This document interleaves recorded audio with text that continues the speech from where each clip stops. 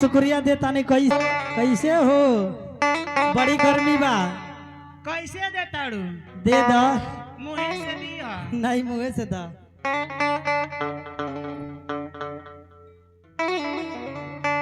आई भोजपुरी लगाई माट साहब। देखिए यही चैत के महीना में एक जानी कैसे कहता नहीं। हेलो इन्हन का तबीयत खराब है लेकिन कैसे माट साहब। हरे तू बड़ा बहरा ये हो पलमुआ हरि बोले लातवरा डांट के। यही चैत के महीना में आई भाव बा भोजपुरी के। अरे तू बड़ा बहरा ये हो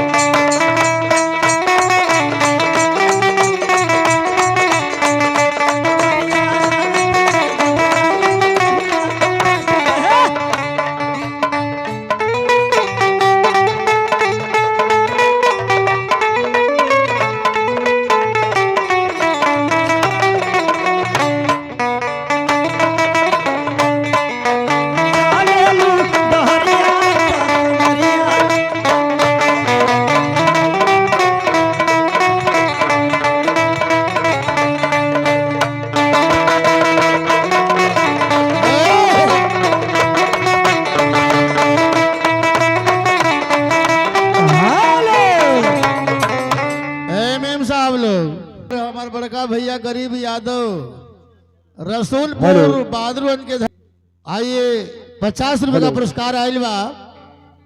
ऐसा बाकी गुलाब का हुई। अच्छा आ तू तो इतना नमकीन बड़ू कि तोहार जवाब का हुई। रहता जब से तो के देख लेंगे ना हम मनमा को करता एक पत्तल खा ना भइल बड़ा। जितना मोड़ ये सड़क पे नहीं है उतना मोड़ तो इनके बालों में है। जितना मोड़ सड़क पे नहीं है उतना मोड़ तो इनके बालों में है। और जितना मजा अंगूर में नहीं है मेम साहब उतना मजा तो आपके गालों में है। मन करता कि ऐठ के पैठ के करेजवा में डाल ले का। ए भैया है इनसे भेंट भइले हमसे बलिया में। अच्छा सिया चवर में एगो सामान खातिर परेशान रहनी, जानत हुआ का खोजत रहनी? का हो? करुआ तेल। ये दुकानी वो दुकानी जाके ही खोजे, लगे कौनी भाव में पूर्वी भैया भैया चलने लग जा। हाँ कर बलिया सारिया में